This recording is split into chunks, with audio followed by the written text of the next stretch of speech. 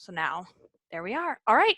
Hello, everyone. This is our second virtual Heart Hustle Ladies meetup. So we normally meet in Virginia Beach, Virginia, on site locally. Kim and I, and for the last 2 months now, due to everything going on with lockdown and COVID, this is our virtual meetup. So yes, yeah, so this is different, very different from our normal. I'm like missing the calamari and the salad and all the stuff that we and the wine. It's and the so wine. good. So good. So missing the wine. So I figured there might be a lot of people watching on the replay who don't know who we are and don't know who Heart Hustle Ladies is. So do you want to just take a minute, introduce yourself, then I'll introduce myself, and we can talk about kind of what Heart Hustle Ladies is. Perfect. So my name is Kim Porter. I'm a transformational life and business coach for women, and I help them. Really, I work with women who own businesses who are feeling overwhelm and anxiety and just stressed out to the max, burnt out. And I help them get their life and business back in order so that they can actually enjoy their lives instead of just struggling through it. Awesome. I love that. That's awesome.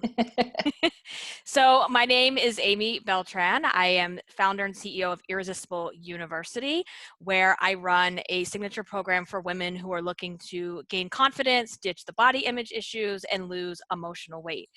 And yeah, I do that, but I also have a weekly podcast called Irresistible You that I host as well, which is the same topic. We talk about all the things that I just mentioned. And, you know, Heart Hustle Ladies is a lot about, so let's just talk about what that is first, is Kim and I met and we wanted to have a place for women. And it kind of meshes and combines what both of us do, but also talking about the hustle side, which is more of like the business, the strategy, the day-to-day, how to keep things going. Yeah. And then we're meshing that with the heart side, which we're both very heart-centered people. And so it's about, running a business, being a boss, having strategy, but also, working from a place of having intuition and using your heart to lead you and kind of that side of things, and being a mom, and there we go, perfect timing, and not having to and not having to fit into a box that, where you're able to be yourself, which I think for me, being an entrepreneur is like that. For me is why I love what I do, because I don't want to have to fit into a box somewhere else. So no, we don't fit in boxes very well. No, not at all. I never do. Does not work for me. Never, ever, ever. Did you want to share anything else around that? No, I think that is exactly it. We met, we were like, hey, we have this idea that we can get women together and we can talk about the business stuff, but also the heart stuff. And we're over a year now. So we've just been doing this and meeting some awesome ladies and having so much fun doing it. Yes. Awesome. Very cool. Okay. Let's see here. All right. So topic for tonight. So every month we do a new topic that is somewhere in the vein of heart and hustle, and how to run your business and how to run your life and how to clearly be a working mom. This is real life, guys. It's quarantine. This is my life. This is how it goes. My husband works nights, so this little one is here, and it's all good. So roll with it. This is like actually kind of what we're talking about tonight, is how to run this roller coaster of keeping your business and your life going when times right now are, unlike they've ever been before. And so, Kim and I both are still running our businesses, still doing all the momming, and also still have a ton of other things going on personally that we're just having to manage through everything without letting our businesses just fall apart, because we can't afford to do that. So that's really what we're here to talk about, and some of our strategies on how we're doing that we want to share with everybody. Well, and it was funny the way the topic, we usually we come together and we brainstorm and we're like, what's the topic? And so this time Amy sent me a message and she's like, hey, how are you doing? And I'm like, girl, I don't even know. Like, to be perfectly honest, I don't know. I was like writing everything down. I was like, this is insane. I was like, deadly virus. My 3 kids are home 24/7. My dog was given 2 weeks to live. My main income stream of wedding makeup, which I've been on for 19 years, was totally destroyed by this virus. And I have even fall brides now postponing till next year. So, I mean, there's like no income for that mainstream of business. And then I have my coaching. And then my mom had major surgery. This is her fourth surgery since January. And then this last weekend, we found out my grandfather passed away. So it's just this, like, how much more can we take? Like, we're already separated from our families. We're already struggling. A lot of people are struggling financially because of what's going on. How can we feel gratitude and joy and happiness in our lives with everything going on? So I think that's what we're going to teach today, right? Yes, totally. Yeah. And so with everything that you have, like, you have so much on your plate right now. But then I asked you, I was like, but how are you doing? And what was your answer though? It was very surprising. Oh, it was surprising. I think I said, I was reviewing it today because I was like, I remember like asking him, like, how are you doing after all of that? I said, honestly, I feel really good. Like, it's weird, but I feel really good. And it's because I've done so much personal development work that I know when I'm getting ready to spiral and I'm getting into anxiety and worry and doubt, I know how to deal with it in a healthy way. That, we all have bad days, but I don't let it rule me anymore. I don't let the anxiety take over me and just, make me lose sleep and make me feel awful in my life. I have processes that I know work because I've done them so many times. Yeah, totally. Yeah, I think that's the thing is, if this would have happened, 5 or 10 years ago, that probably would have looked very different. I know it would for me, and I think for you as well, right? Like, just, we didn't have those tools. I know I didn't have those tools. I know, and I'm not even sure how I would have handled it. I don't think that I would have been able to care for my 3 children, manage, my mother and all the other things going on. I don't even know that I probably would have just been on the floor and just been like, done. I can't do this anymore. But I get up every day and I'm excited and I'm looking forward to the day, even though I know, like, it's been so crazy 2020. I'm like, what next? Yeah. And then I don't want to ask the question because I'm like, don't give me anything more. Right. So what do you think? So I think there's a lot of women watching that have just kind of curled up in a ball and said, I can't do this. They've kind of gone into like paralysis where they want to be doing things. They see their vision, they see the things they want, but then when it comes to taking action, they just can't put one foot in front of the other. So what do you feel like is different for you that you're able to kind of keep going, knowing you have, that's more than any person should have to take on at one time, on top of, hey, there's a pandemic going on. So what do you think for you, like, why and alien ships and hornets? Alien ships. What more can we literally do? Right. Just, we cannot. No, we cannot. I think a lot of people shut down. I think anxiety makes them shut down, or they self-sabotage with over drinking, overeating, all the over shopping. I see the memes, like the Amazon shopping is out of control right now because we can't physically go shopping. So I think the thing is, like, Amy and I wanted to address, like, this being self-aware and knowing what your triggers are and knowing when you're about to spiral and you're going down that deep dark hole, how to handle that, how to stop it, and how to bring yourself back to gratitude and joy. Yeah, for sure. Like, I've definitely, for me, gratitude is a big piece of it. And I've had a lot going on personally as well. I don't think anywhere nearly as much as you have going on, but it's crazy. It's just, yeah. We're all crazy. We have a lot. Yeah. There's a lot. Like, I started my quarantine with, so for those of you that don't know, my dog Chewy, he was our first child, right? So we've had him since he was 6 weeks old. He's now 10. And like Kim knows, I'm the crazy dog mom. He is like a child. He is the family. And I started quarantine off literally like that first weekend. He got into some raisins, which, for those of you that don't know, raisins are completely toxic to dogs. They can completely go into kidney failure and die.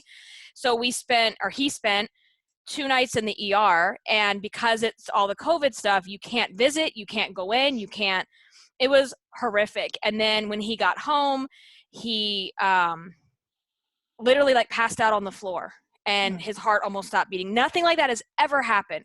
So that was like the very beginning of everything. So it's like, we all already have this stress that's happening, whether you want to fully admit that you're experiencing that stress with COVID, we all are going through it because Yeah. it's like a computer program that's just running in the background.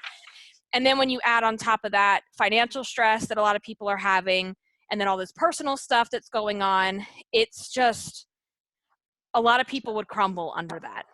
It's a lot. It is Well, a and lot. a lot of people are going through the motions and just doing the day to day, but not letting themselves feel the joy because they're too Yeah. afraid, too scared, they're watching the news too much. They're too focused on the negative. So the point, I think, of what this was not only to like tell you the things that we're going through and that we totally understand that some of you are going through extreme hardships and sick family members, and it's just devastating. But there is a way to feel joy, and there is a Yeah, way to not just go through the motions. And so I think that's what we're going to share. Do you have a process you're going to share?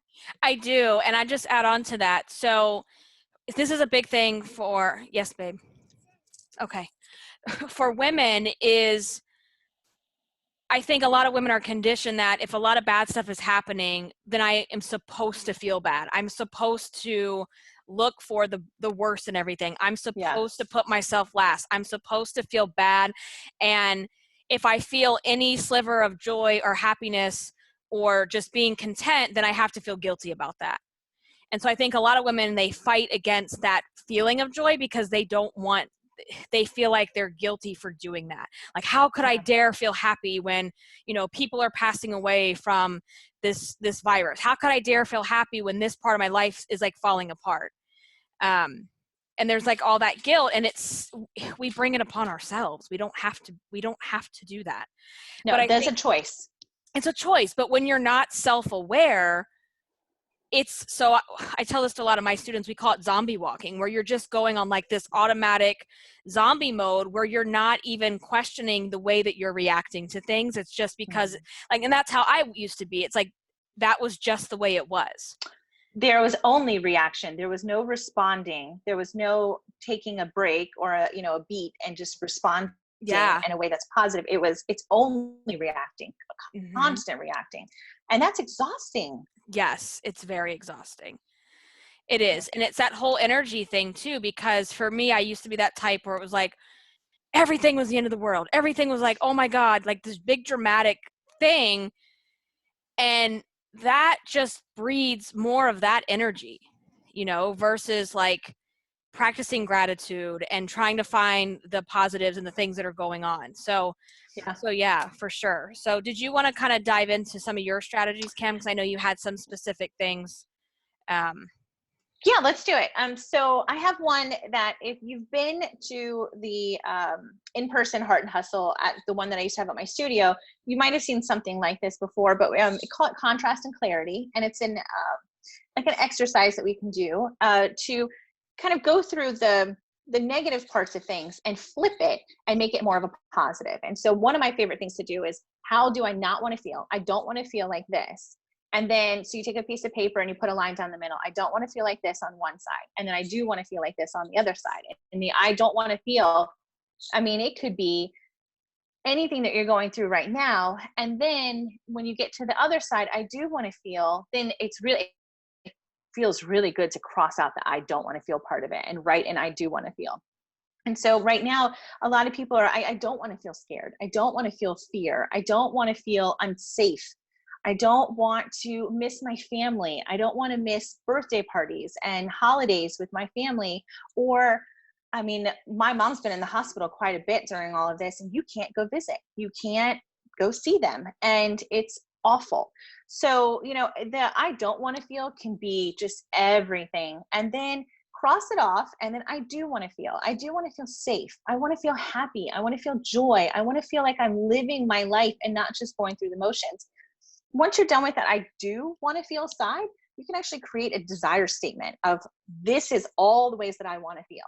And take that piece of paper and fold it so you can only see the I do want to feel side, and create a desire statement of, this is the way I want to feel in my life. And it's such a powerful way of flipping the script of the negative that we oftentimes focus on, because we have negative bias. We're just, we're wired that way.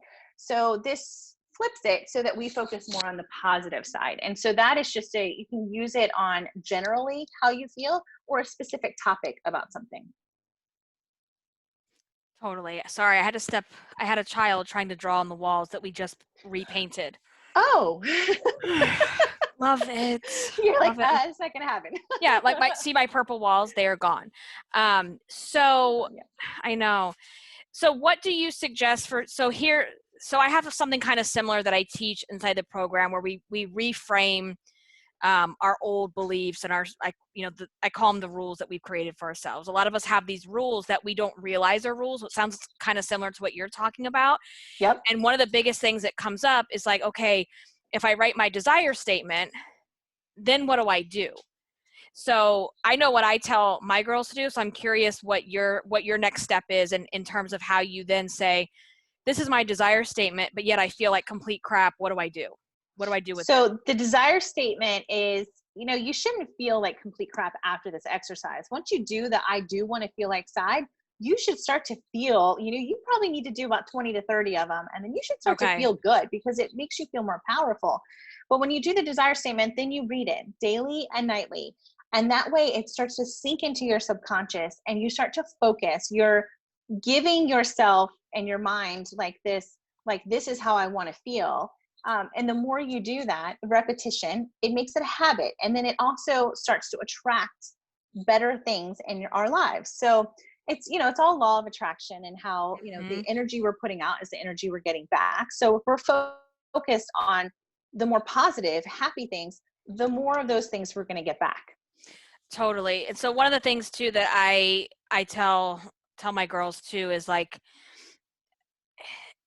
when we talk about like, you know, rewriting their thoughts or reframing their thoughts and who they want to become, we talk a lot about, okay, and then when you have to go to like take that action, I tell them it's all about taking imperfect action. Like to build that confidence in yourself, Imperfect. it's imperfect Yeah, that's action good. because we're never going to feel ready to do the thing. So we may be sitting around, like we may be telling ourselves something, but we're not necessarily truly feeling it yet, or we're not in a place where we're like, here's a great example of like, let's say you've been sitting on the couch for 2 days in a row watching Tiger King and you really need to get off your ass and like do something, right? And you haven't showered in 2 days. So I always tell people it's like create that domino of like, just get in the shower. Don't set any other expectations. Just go upstairs, go to your bathroom, get in the One shower. step. Yeah. And what ends up happening, and sometimes that might be all you're able to do, but then sometimes what happens is like, well, all right, I already took a shower, might as well do my hair. Okay, let me just go ahead and put my face on. All right, let me put something on. So it like creates that domino effect.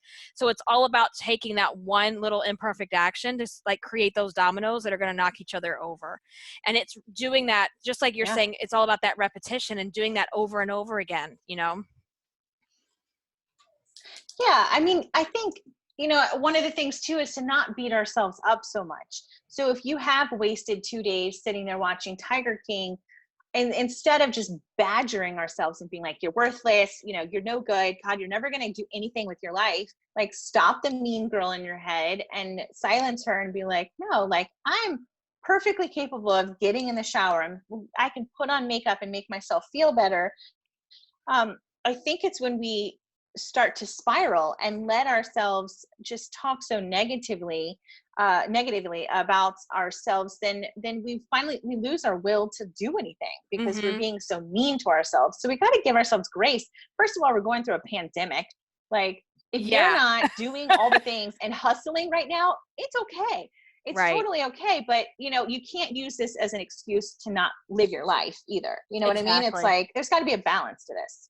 Yeah, there definitely does have to be a balance. And it's like, it's very easy. So one of the things I was going to talk about too is the topic of self-sabotage, because I think it's so easy to use this as your excuse to not Oh yeah. keep moving forward, to not keep trying. Like, and that goes like, even if we're not in a pandemic, like there's so many things that we could be using as an excuse. I mean, look at everything that's on your plate right now. You could totally use that to just say the hell with everything, Yeah. right? And sometimes, and let me be very clear too. I think sometimes,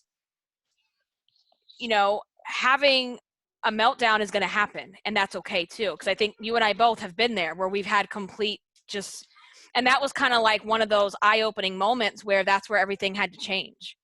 Yeah. Right. So some people that might be happening for you right now during this time, and that's okay too. You mean like a rock bottom? Rock Is bottom. That what you mean? Yeah.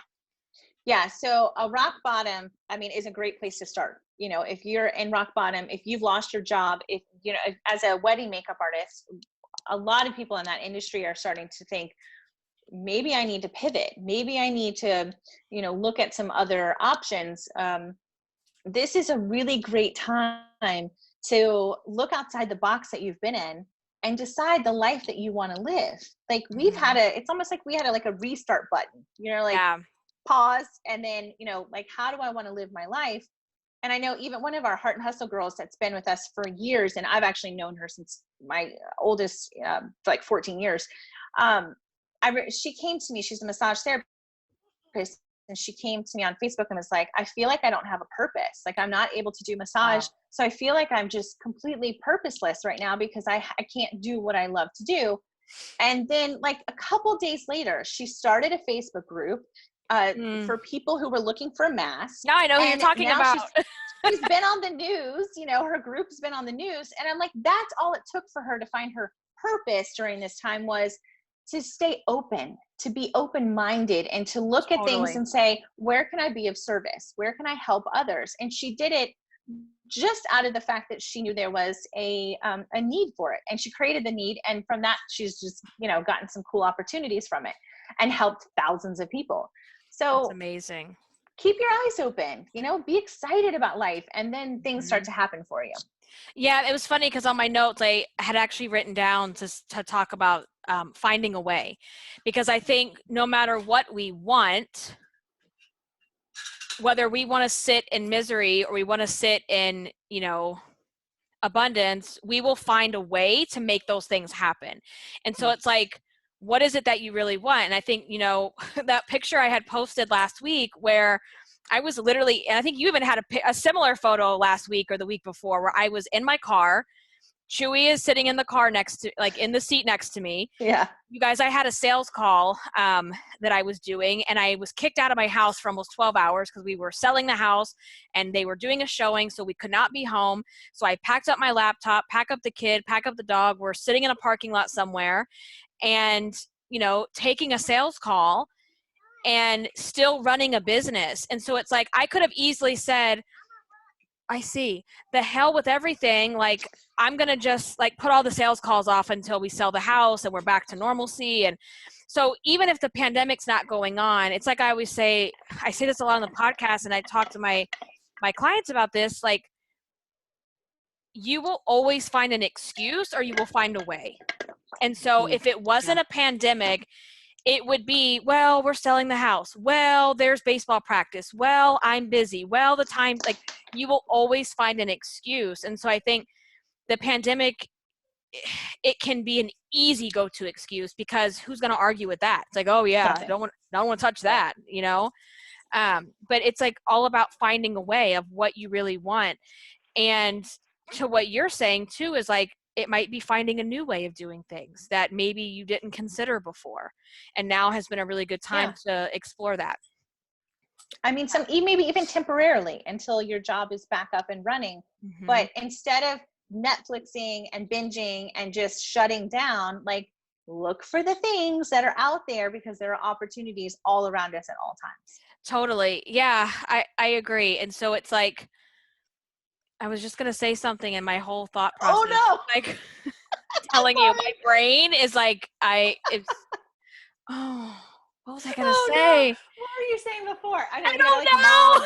Mom, backtrack it. Hold on. We were talking about the mask. We're talking about the massage. We're talking about. I don't even know what it was. Oh, girl, I can't even help you right now. My brain is so done. I know. Normally, I'd be like, this is what you said. And this is where I know. It's like, it'll come to you. It will come back to me. It will definitely come back to me. And so, maybe not in this 40 minutes, but maybe not. It'll happen at like midnight when I can't go to sleep. So one of the other things too that I would say, we have to really get through this time, you know, navigating your life and your business, because I don't see my life and my business as two separate things. It's like this, right? I don't shut my door at 5 o'clock and go, well, I'm done with that. Like, yes, I have strict boundaries about answering emails or being available for clients, but I wanted a business and a life that were meshed together in a way that fit my lifestyle and didn't have to be so compartmentalized like when I worked corporate, where I was like, after this time of day, I'm not talking about it, I'm not thinking about it. Like, it's kind of like intertwined together. So thinking about your life and your business, you know, and how you're navigating all of this, I think one of the biggest things is, so we go back to the guilt. A lot of women, especially women, Women. it's like I can't see men talking about this thing, No. which is feeling, we resist the feelings that we're having. And so where the pain happens for a lot of people is they feel bad about feeling bad, instead of just saying like, you know what, this really sucks, I don't feel like myself, I don't feel good today, and just sitting in it and feeling what they need to feel. Where a lot of that pain Oh comes yeah. from is you're adding the guilt and the shame on top of it, so then you feel even worse. Like, I'm not Well, making isn't enough that sales, when, or I'm not doing enough for my business, or I'm not doing enough for the kid. Like, that just adds more to it, because then you're feeling yeah. bad about feeling bad. Well, isn't that when a lot of us go for the food? And that's when we're in the Yes. pantry, like, I feel bad today, give me all the food. And so when we start to realize, when I just had a conversation about this day with a coaching client of mine it's like life and business. So we talk business, but then we also talk life. And she said, you know, I don't like what I see in the mirror. And I said, you have to find your triggers. If you're going home and eating pizza and eating ice cream because you say, I've had a hard day and I deserve this, then you're just perpetuating the cycle. So we've got to realize Mm-hmm. when we're feeling bad, and then we go to the thing that makes us feel better temporarily, but then we feel even worse afterward, and we're just snowballing it. Totally. And that, you know, I could talk about that all day. I mean, that is totally going back to zombie mode of That's like, funny. That's your thing. that's my Yeah. thing. It's like, that's going That's back your to, thing. that's my thing. Like, and that's going back to zombie mode of like, well, you don't even realize at 8, because let's be real, a lot of times it's at 8, 9 p.m. when the day is over, work is done, the kids are gone. Well, hopefully they're asleep. They weren't for you the other night because I saw your post. They're never asleep. They're not asleep. Oh my gosh. And it's like, you have that moment to just like breathe and like sigh to yourself. And then it's like, almost like that autopilot zombie reaction of like, you just have to sit on the couch and you have to have something to eat. And you're Yeah. not even enjoying what you're eating because you're just shoveling it in, not paying it. You're not even being mindful and paying attention to it. Yeah. And all of that is, you know, coming from all the stress and all the stuff that you're carrying throughout the day that you're telling yourself. And now you have time to actually sit and you don't want to listen to it Mm. because you don't Yeah. want to And you hear, shut it off. you don't want to hear what Yeah. you're thinking. And that's Oh, where, so true. yeah, I yeah, love that. yeah. That's, I mean, but it's, you know, it's just being self-aware. And so I know you Mhm. mentioned gratitude. Well, I have a gratitude thing, but what's your thing? What do you do for gratitude? So for me, gratitude, I like to be mindful of it every day of like, you know, I may not always write the things out and do it in my perfect little journal. Like on a good day, I will do that, but I at least think it in my head. Yeah. And I've gotten into a practice too with Kat where when she goes to bed, I ask her, I'm like, what were you grateful for today? I And love she'll that. say funny things like food, like me too. So just kind of trying to find ways to like consciously think about that or try to find the good in what's going on. And that keeps me really grounded. And I have to say too, like, I think, so now that cat's out of the bag, everybody knows this, but being pregnant during this time Mm. has forced me to be more grateful than I probably would have if I wasn't pregnant, because it's kept me very grounded, where the moments I've wanted to just freak the hell out, I'm like, can't do that. I don't want to push that energy, you know, onto this child. So it's kind Oh, of wow. really kind of pushed me to like stay more grounded in that sense and more grateful. But I think let's also be real, like we can be grateful but also like pissed off at the same time. So I think, let me just use pregnancy as an example. It's like I can feel blessed and grateful for this baby, but I also can feel miserable and pissed off that I feel like a bloated, I don't know what right now. But that, and I think for some people, that's why we're afraid to say how we're really feeling, because they're like, oh, you're such an ingrate. It's like, no, I'm not. Like, but you can still feel both things. One doesn't cancel the other out. So here's how I feel about that. I think that when you're in the moment, you can't feel those two things at the same time. No. So you only have one feeling. So if you can just tip the scale to more gratitude and less self-pity or self-hatred, or, all those things, if you can just tip the scale a little bit more to gratitude, you're doing good. And the more gratitude you do, the better you are. And so, it's like you said, it's being mindful of it and taking the time. And it is powerful to write it down, but we don't always, I don't always have time to do it. But I also, for me, the taking it a step further and not just being like, I'm grateful for my husband, I'm grateful for my kids, I'm grateful. I do I am so grateful for because, and then I finish it. So I'm so grateful for my husband because that's good. He, did this. He was really sweet with me the other day when I found out some really bad news. And it's like, it takes it another level and it makes you really think about what it is that you're grateful for. So like I have 3 kids. Instead of me being like, I'm grateful for my kids, I'm grateful for Alexis because she always gives me a hug when I need it. I'm grateful for Adele, and so it's like that, just that taking that other level. And if you sit in that, when you write down that 5-10 things, you feel that. You do feel it. Yeah, you feel that. And that is just tipping that scale just a little bit more towards gratitude and less towards stress and overwhelm and anxiety. I love that. I never thought of like the because statement. That's such a good one. Just one extra line, one extra thing, but it just makes it that much more deeper. I love that. I definitely do. Oh, that looks so good. Wait, what? Is that wine? Oh, me? Oh, yeah. Like I have my water with wine that I'm pouring in the wine. Oh my gosh! I'll meet you in November. It'll be okay. I'm so sorry. I'm like, I don't drink all day long, and then 5 o'clock. It used to be like 5. Would be like the first glass, and then now that it's getting warmer and the kids are still home, I'm like sometimes like that 3:30. I'm like, oh man. But I've been drinking. So I love a strawberry margarita. Like that is my thing. I've been drinking strawberry lemonade out of my cactus margarita glass, trying to convince myself that it's actually a margarita. If I put some water in here, I'd be like, oh, this is good too. I mean, it's just like the cup, grab the cup and it makes you feel better. It's so crazy. It's a lot. I feel for you. Those 9 months of not being able to drink alcohol. Oh, it's I mean, it's like alcohol's not everything, but I tell people, I'm like, I meditate and I drink alcohol. Like totally. I practice gratitude and I drink my wine. Like, there's a balance, but I don't use it to like, mute myself and like cope. You're not coping with it. I'm not coping. I just really like it. It's like my coffee in the morning. It's like makes me happy. yeah, totally. I'm like November 12th, making it happen. I mean, if you don't drink, that's good for you. But I drink. Yeah, me too. I love it. So what else do we want to share? Do you have anything else that you want to talk about? So I have 2 things, and I'll go through them real quick. So we just said happy, and like that, what makes you happy. So my happy list is something that that I've heard really good feedback about. Like, oh, I never thought about this, and it's a real simple 25 things that make me happy. And for me, it's like my coffee.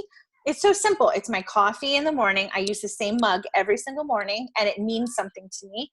Fresh flowers, music, dancing, my wine, going camping. Like 25 things, just list them out. Anything that makes you happy. And then try to incorporate as many as you can every day. Oh, I love that. So every day, how many can I incorporate? So maybe you can't go camping every day, but you can have a glass of wine in a special glass, or coffee in a special glass, or I have fresh flowers that I buy, just at the grocery store. And I have my peonies are popping up right now. So my flowers, those make me really happy, like stupid happy, where I'm like smelling them every day. I'm like, so good. I love you so much. I mean, that stuff makes me happy. So write 25 things, and then just kind of check back in with yourself, every day, or, a couple of times, and be like, how am I doing as many as I can possibly do? I keep that phone, the note in my phone. So it's Okay. always accessible to me. Do your 25 things change, or is it always like the same 25 things? I mean, I feel like I'm kind of like the same. Sunsets make me happy. The beach makes me happy. Being on the water makes me happy. Seafood makes me happy. Like Yes. I'm pretty like, I'm 41. I know what I know now. I know So what it makes me happy. so it's different from so gratitude is more what I'm grateful for in this moment, where this is more like a constant, like these things that just make me fundamentally happy. Not that that's kind of Yeah. the difference. Okay. That's a really good question because my coaching clients have never asked that before. Like, what's the difference? So, gratitude is showing and Hey. having appreciation for the things in your life.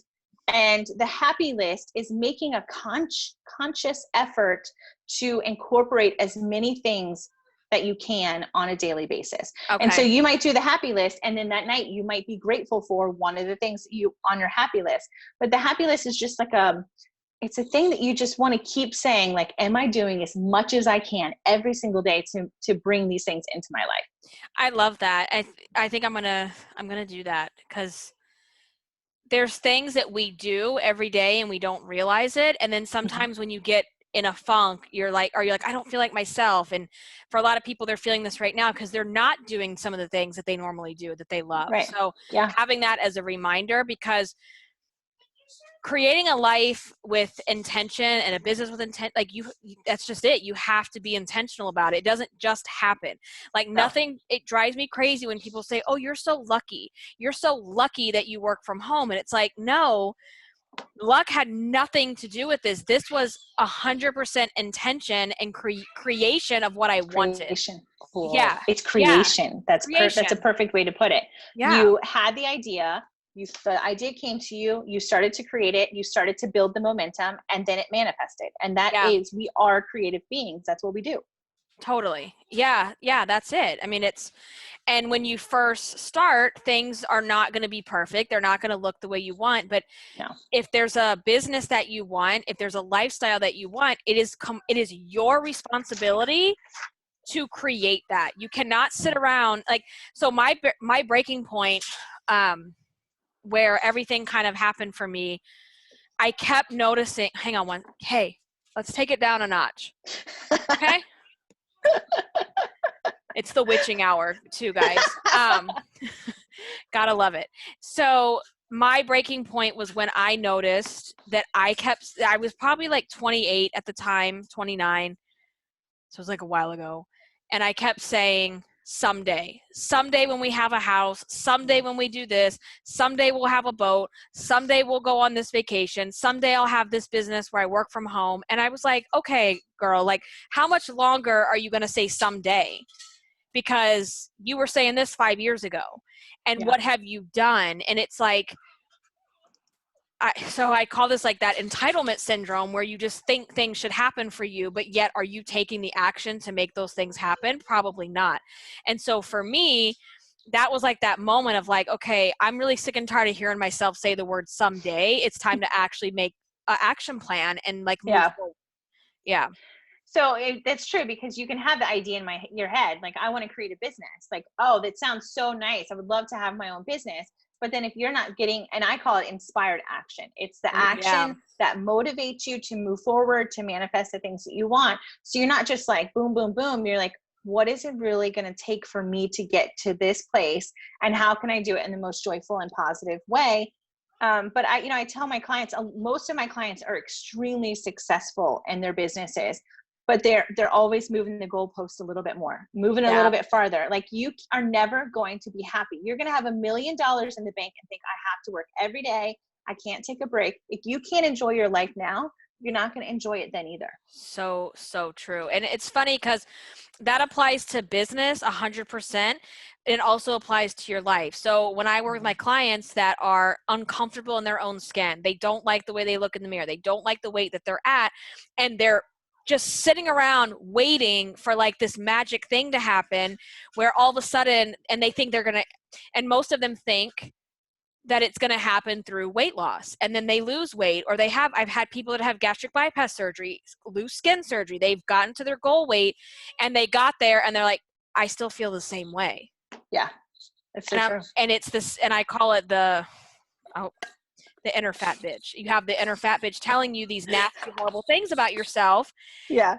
And that doesn't go away because you're a size 6. It goes away when you do the work to process through the way you think and talk about yourself. And so it's like Absolutely the same thing in your business. It's like, it's not like you're going to reach. So we all put this, like all this hope and stuff around a number, whether it's a financial number or whether it's a number on the scale.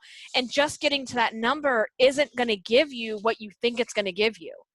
So it's like, no, you're going to get to that number and then you're going to move the number again. Mm-hmm. And then you're going to move it again. Yeah. And then you're going to keep saying, when am I going to feel happy? I thought I was going to feel happy when I got to this weight, or I had this much money in the bank. Yep. I think my favorite thing was, you're never going to get it all done. You're never going to get it all done, because there's always going to be another level. And that we're meant to be like that. We're creative beings. So yes, there's always going to be something we want to create. So if you don't feel happy now and you're not going to feel happy then, I mean, that's a pretty sad life that we're living, that we're just going to keep putting that off. Yes. And so how many times I know this is true for me, you know, I know it's so, please don't touch that. I know it's so cliche. I have to put Barbie. I have to put Barbie skirt on, guys. I know it's like, and if you notice, none of our Barbies have hands. Chewy eats all of their hands and feet. So anyway, how many times have you looked back on something and thought, oh my gosh, that was actually like such a happy time in my life, but I didn't feel like that in the moment. Yep. And I know it is like so cliche to say, you know, enjoy the journey, but it's actually really, really true. And I find that too, like, you know, I mean, my reality right now is being on this pregnancy journey. And when I was pregnant with Kat, even though I had done a lot of the work in advance, like with body image and like feeling good in my own skin and not attaching my self-worth to a number, the minute I got pregnant and I realized, oh my God, that weight gain is coming. And I don't know if I can, and I had to like get to work. I was like, I can't put this stress and this anxiety on this child. And so it was like, you know, getting in there and doing that work, because I wanted to enjoy those 9 months as much as I could, knowing, yes, you know what, you're going to gain weight. Things are going to change. You're going to have really bad days, but you're also going to have really good days. And it's like taking the pictures when you don't want to take the pictures. This goes, you know, whether you're pregnant or not, like if you're not comfortable in your body or your skin and you don't want to get in the pictures with your family. But then, so think about those times you look back on old pictures, you're like, what was I thinking? There's nothing wrong with me. Well, and even if you thought you were the ugliest person in the world and how, you know, just, oh my God, I'm just awful looking. You know, when my grandfather passed away this weekend, the first thing I started doing is going through my phone to find pictures.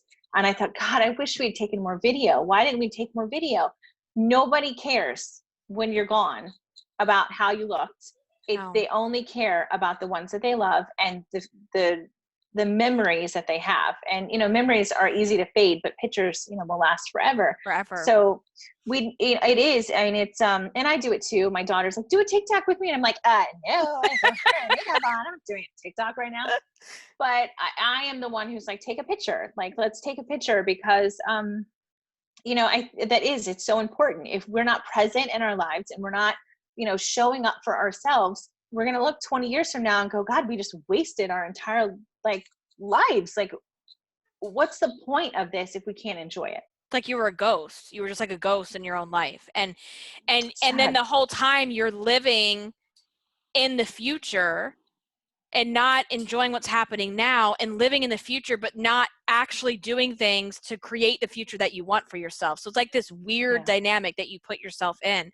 So yeah, I think it's just, you know, showing up and being present, even when you don't want to, especially when you don't want to. Like that's the biggest thing is like, you know, in your business, in your life of going, oh my God, I just don't feel it today. I don't want to make these sales calls. I don't want to talk to clients. I just want to hide and watch Tiger King. That's the time you really need to show up. Like that's the time you really have to do it. Isn't that the difference between those of us that kind of kick butt in our business and then those that don't actually ever really make it?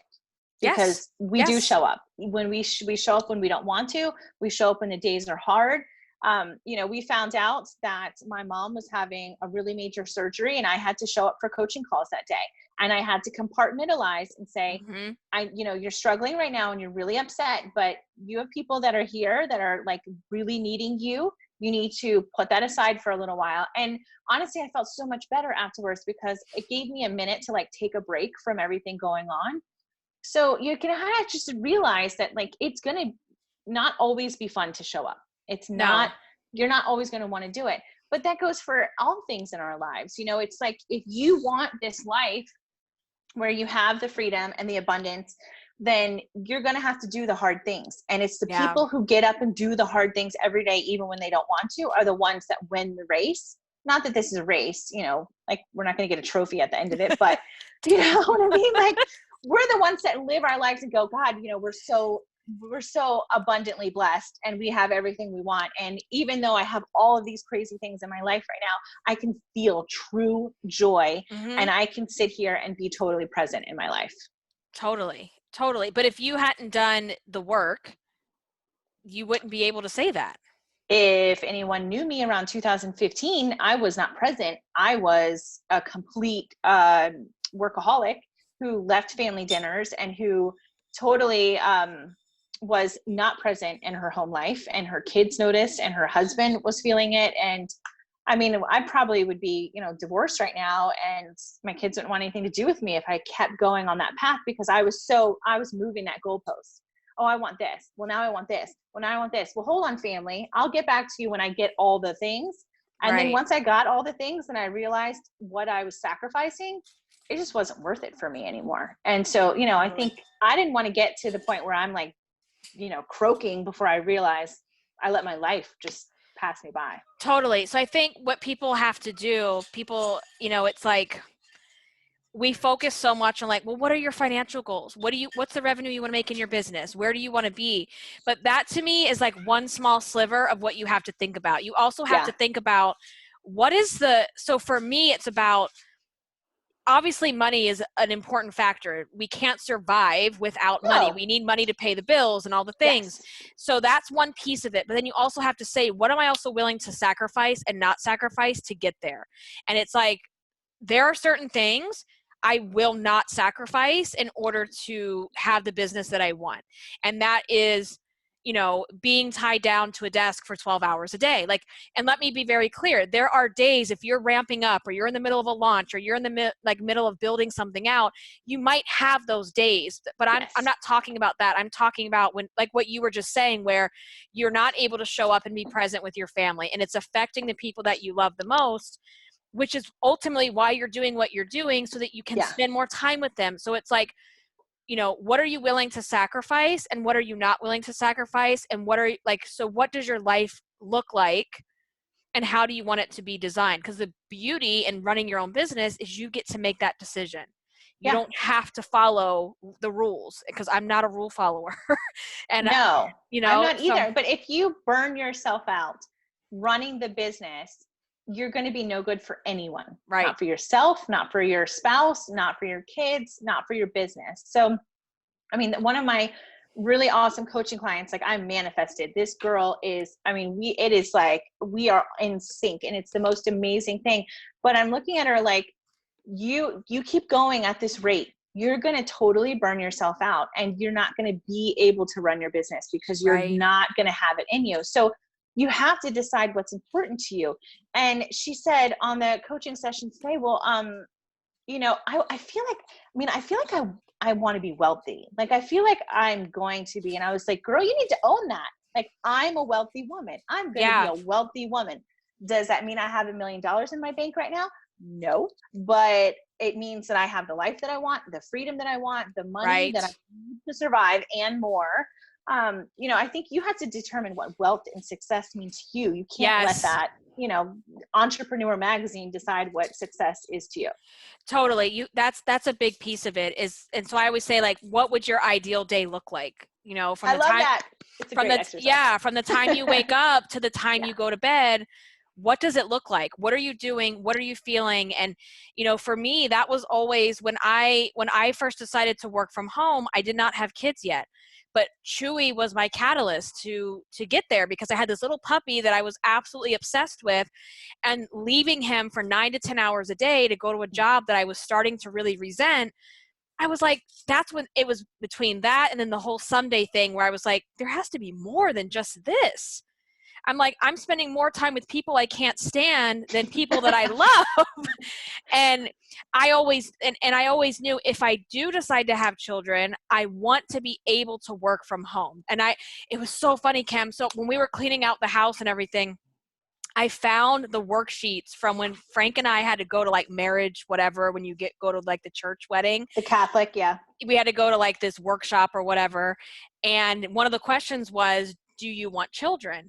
And I have to find it. I actually wrote down, no, but yes, but only if I can work from home and blah, blah, blah, blah. Like, and this was like 10 years ago now.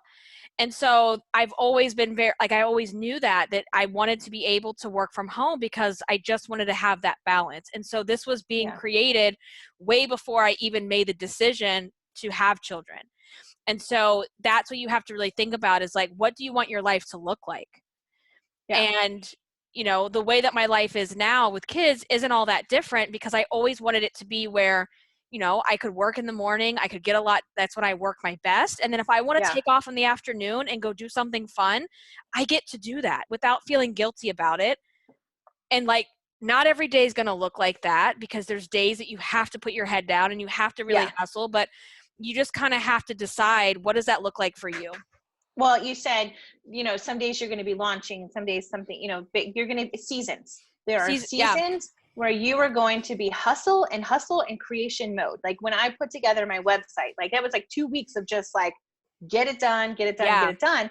But then once it's done, you can relax. So there are seasons when you're going to hustle a lot more, but totally. Then, the whole point is so you said, how do you want it to look?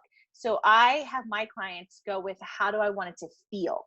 How do I want to feel? That too. Yeah. And because to me, that's like, when I did my vision and goals before, like I created my successful business, it was, I want it to look like this. I want to have this. I want to have this and this and this. And I left out the feeling part. And then when I got successful and I was like, I don't feel good. And I don't feel like I like what I'm doing right now. And I don't like who I am.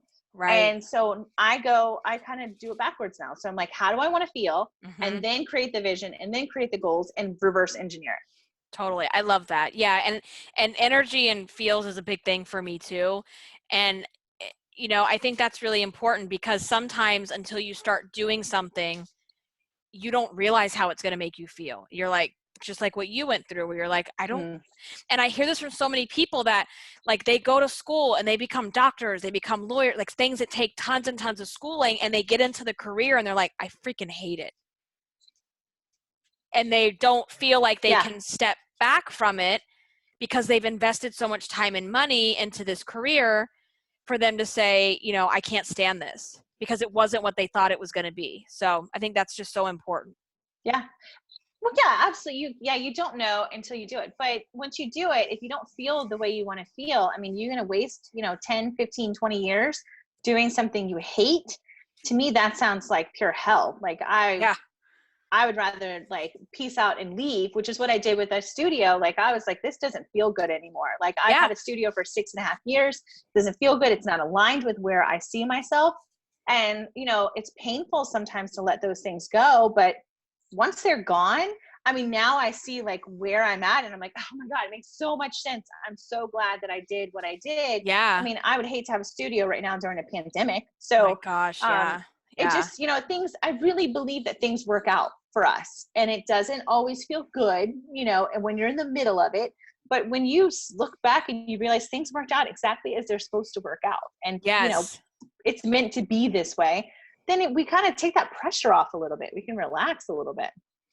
Yeah. So when you said looking back, I think this is really important, that we don't look back on ourselves and feel like, so I always talk about, when you look backwards on yourself, you want to look back at that version of you with compassion and empathy and not beating her Hmm. up. Because if you're Yeah. still in a place where you're Yeah. beating her up and saying, I can't believe she made those decisions, I can't believe she used to be that overweight, or she used to look like that, or I can't believe I was this way, that's not helping where you are. So to me, that's Hmm. still unresolved emotional weight that you need to lose Yeah. when you're looking backwards and looking at yourself with such disgust. So it's like, you made the decisions that you made, you were who you were, and you did what you needed to do, and you have to look at that Yeah. version of you with compassion, Yeah. because I think that helps you move forward. Absolutely. And I think it's about forgiving yourself for mistakes that were made, and Yes. letting go of the guilt and the shame. And I know we've talked about tapping before. If anyone's not Yeah. familiar, emotional freedom technique tapping, I learned to do that, and it took away so much of the anxiety. Like, I can process my feelings by tapping. Being able to work through that guilt and shame and saying, even though I feel this way, like, I still deeply and completely love and accept myself, is so powerful. Because I Totally. have made mistakes, in the last, um, you know, 15 years of having a business. Like, I could see where my mistakes are, but I had to forgive her and forgive the fact that she wasn't aligned with her vision. And she was, I mean, just totally out of alignment with what I really Yeah. wanted. I got off the path. You get off the path, and then you regroup and you get back on the path, and then you're like, oh, okay, this is exactly how I want to feel. Yeah, definitely. That's so good. I I love love that. that. I love it too. Compassion. Compassion. It's the business. Awesome.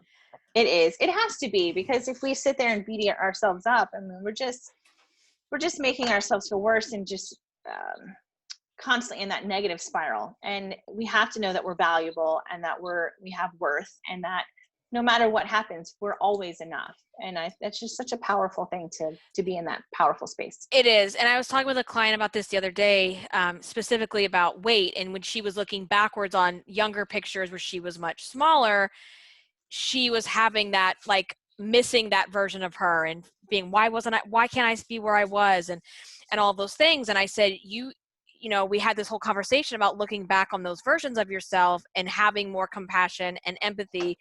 Because when you don't do that, let's say it's a picture of you when you're smaller or a different weight, or it's a picture of you when maybe you were more financially successful, that means that you are attaching your self-worth. We go back to that number, whether it's the financial number or it's a number on the scale, you're attaching yourself and your self-worth and saying, well, if I can weigh that much, then I'm really good. Which means if I Yeah. don't, and that's a really bad place to be, because our weight, it's so funny how we keep comparing the two things. Our weight and our finances are going to do this like the rest of our life. It's just going to fluctuate. So if you can't Yeah.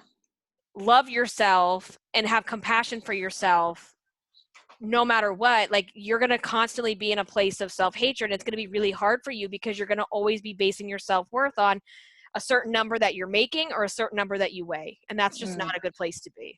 And so, if you ask that client, how did you feel when you were that skinny, and you look back at that picture and go, oh, I wish I weighed that again? Were you happy then? Did you love yourself then? Did you tell yourself how amazing you were? No, you didn't. No. Because you were like, I remember I told you this story once when we were at the studio doing the Heart and Hustle. The skinniest number I got to as an adult, I was 123 pounds. I was eating nothing. I mean, it was like carrot sticks and, a piece of turkey a day. And I remember looking in the mirror and thinking, I don't feel skinny. I don't feel like I look skinny. Like, I still don't feel great. And Mm-hmm. it clicked for me. And I was like, it's never going to be enough. Like, you Never. would literally starve yourself to death. Mm-hmm. And you would never love yourself. And so it's, if you look back on that picture, she probably didn't love herself either. So you might as well love Exactly. yourself now. Right. And it's like, you might as well, because, Exactly. you're never gonna finish it. So You're yeah. never. And that's the thing, is even when women get to their goal weight, it's still, if you haven't done this work, it's not enough, because then they go, No. oh my God, the loose skin. Oh my God, my wrinkles. Oh my God, my boobs. Yes. And it's like, they Yes. need this and they need that and they need this surgery and that surgery. And then it's Yes. still not enough. Yeah. Woo! I mean, that Oh, could be like a whole other thing, that I am not enough. I'm yeah. not valuable enough. I'm not worthy enough. Oh, good Lord. Yeah. Well, Yeah. And let me it's a just, process. I'll say this and we can start to wrap up. even when you've done this work, even when you teach this stuff for a living, it doesn't mean you never feel these things again. I'm going to be very clear. Like, the Yes. podcast I did this week was all about that. How, on Mother's Day, it was a whole epic shit show. We tried to take gender reveal pictures, and the weather was great until we got to the beach. The wind was like gusting 25 miles an hour. Sand was going in everybody's eyes. It was a total meltdown. We decided we have to do this a different day. But anyway, we got a couple like test pictures, and my first reaction to some of them was like pure just disgust. And I had to like sit quiet in the car and do the thought work that I know how to do to detach myself from what I saw in a couple of pictures, because one picture does not define who you are and where you're going and all that kind of stuff. So just to say, like, don't think either just because you do your thought work, or you go through a program, or even when you've done this work and you teach other people, you still are human at the end of the day. But the difference becomes the difference is, and even like for you and I, like, yes, we are still having like mini meltdowns in the middle of a pandemic. We're still having emotions. We're still crying. The difference becomes how to course correct because you have the right tools in your tool belt versus someone who's not self-aware, who just doesn't know what to do with that. That's the difference, because you're still going to feel things. You're a human being. And you're going to feel things that aren't pleasant. You say tool belt, I say toolbox. And so it's the same thing though. It's like, I go in my toolbox and I'm like, what do I need to do today to feel? And it's the processes and the exercises. And I teach my clients, like, we go 6 weeks and it's like, I teach the same thing. And then they can always go back and redo those exercises to get more clarity or to feel better. Yes. And so you learn it. And then you're exactly right. It's a constant level. What do I say? New level, new devil is what my little thing that I like to say. And the next time that you're going to get to another level, it's going to hit you out of nowhere, and you're going to be like, who is this mean girl that's in my head? Where did she come from? Let me redo the processes that I learned that are in my toolbox, and then I can get myself back on track. It is never ending. It's never ending. It's so true. And I don't want people to feel discouraged by that, because it gets easier. Because the old me would never have even recognized or realized, hey, you're doing that thing where you're beating yourself up and calling yourself names, and now you're in the food and you can't stop. I would have never realized that back in the day. And so let's just realize there's no end point. And if you guys have watched on the Homecoming documentary with Beyonce, like, it really hit home for me when after she had her twins and she had not been, in the studio dancing and doing all the things she was normally doing. And when she went to go start rehearsing for Coachella, and hearing it from her, who I see as like one of the most confident, beautiful women on the planet, and for her to like basically say how she just felt gross. She wasn't feeling herself. She just didn't feel like her. And I'm like, if someone like Beyonce, like, it's human, guys. It's normal. So don't think you're going to reach a certain point in your business or your life and everything's going to be perfect. There's always going to be stuff happening, and you're still going to have feelings of not enough. Exactly what you said is, once you learn the processes, you know how to stop yourself, and you know how to do the work, and you bounce back so much faster, and you catch yourself so much faster. And it is so much more powerful because you know how to stop it before you totally spiral into, your rock bottom. You don't have to ever hit that rock bottom, because once you've been through enough, you're going to survive anything. Like, I can survive anything. You throw whatever at me, I'm going to survive it. Yes. I might cry a little, but I'm going to survive it. And that is because I've done the work. I didn't, 20-year-old me didn't realize this. 41-year-old me has been through enough life that she knows that, this is just life. That's life. It's never going to be perfect. And so whether it's something you want to do in your business or something you want to change in your life, you can't keep waiting for everything to be perfect, because that is not reality. And I think using this time to really practice that of like, well, when everything goes back to normal, well, please tell me when that's going to happen, because it's not. Right. And I think a lot of people are sitting around, and this has become the new, I'll start over on Monday, is I'll wait until the pandemic is over. It's like, that's really not in our cards right now. We don't know what Yes. the hell is going to happen. So it's like you either start taking action imperfectly now. I love what you said. So taking inspired and / imperfect action is like the key to it all. Yep. And that's what's going to keep you moving forward. So Yep. yeah, Yeah. I mean, it's yeah, exactly. Exactly. I love it. I know. On Such a that good. note, I know. Like, I don't know. I feel like we could keep going, but it's like. I know, right? We totally could. We totally could. Any other like last thoughts or?